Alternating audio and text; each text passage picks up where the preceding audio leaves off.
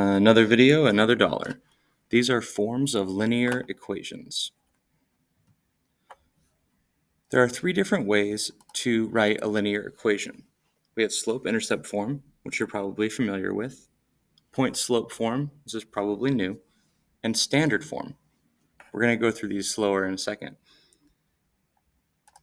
Slope-intercept form. You're probably more familiar with this from previous classes where our m value is our slope, our rise over run, and our b is our y-intercept. For example, if we had the equation y equals 2x plus 7, from that information alone, we know that our slope is 2, m would equal 2, and we also know our y-intercept is going to be on the point 0, 7.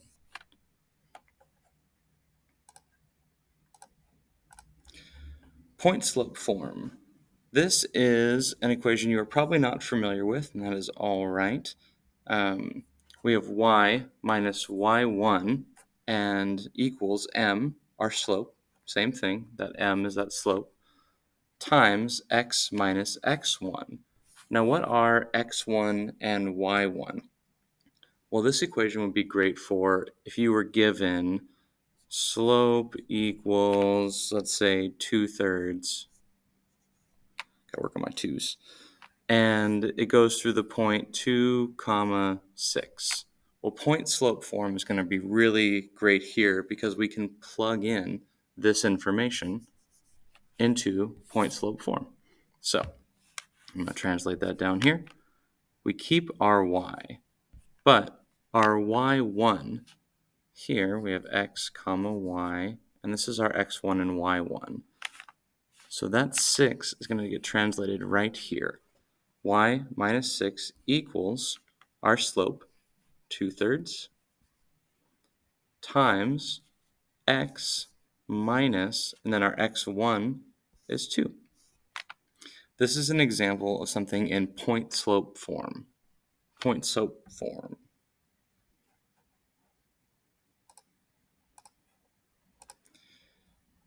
Standard form.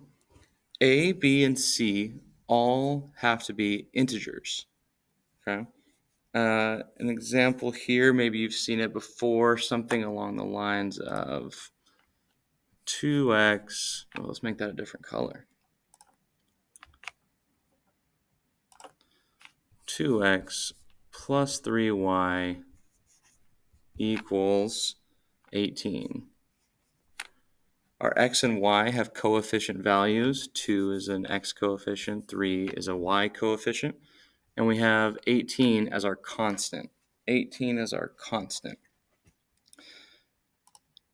Now, why are we going through all these? Well, we're going to have to convert each form into the others. And this works just like solving literal equations. I'm going to give 3 examples over the next 3 slides, and I recommend you get all of that information into your notebook. Write in slope-intercept form and standards form. So this is in our,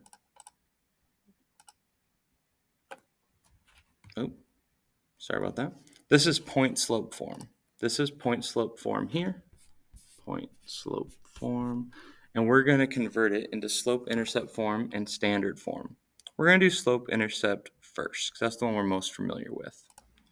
Slope-intercept form is our y equals mx plus b. So what we're trying to do is isolate the y and get the y by itself.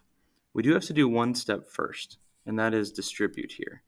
So we're going to keep y minus 8 for now equals negative 2x plus 2. Once we've done that, to solve for y, we want to add 8 to both sides. Y is going to equal negative 2x plus 10. We have converted now from point-slope form into our slope-intercept form. That was standard that we're used to. For standard form, that's the one where we have ax plus 2, or we have x plus y, Standard form is where we have our ax plus by equals c. We were trying to get that constant by itself. Here, we know the constant is that 10. How can we get the 10 by itself? Well, here we can add 2x to both sides. That would cancel this out, leaving us with, and we try and do in the order x to y, so 2x plus y equals 10. And that is our answer in standard form. We want x and y on the same side in standard form. Here we're given a problem in standard form. 2x plus 3y equals 18. And we want to translate that to slope-intercept form. For slope-intercept form, we're trying to solve for y. Let's remove the 2x from the left side, leaving us with 3y equals negative 2x plus 18.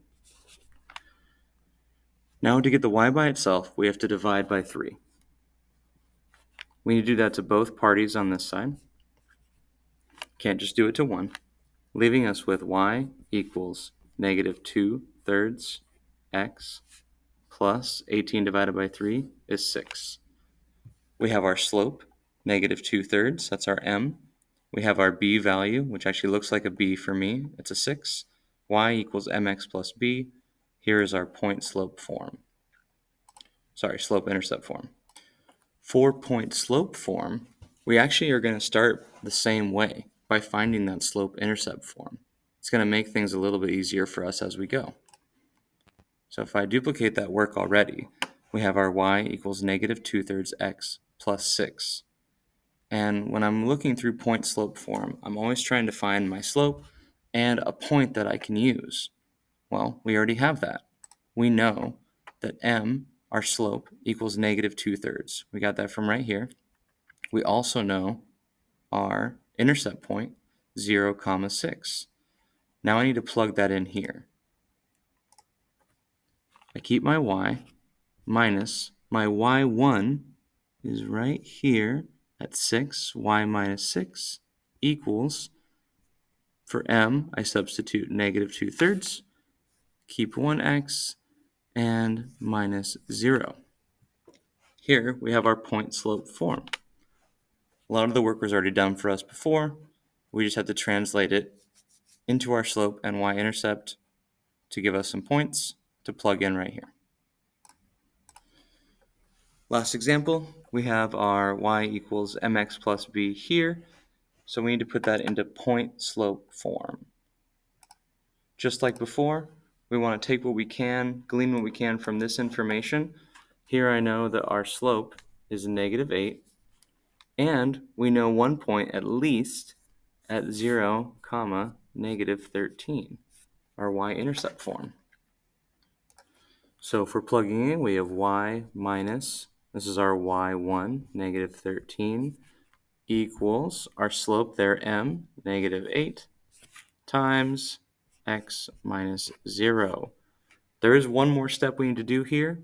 We have y minus negative 13.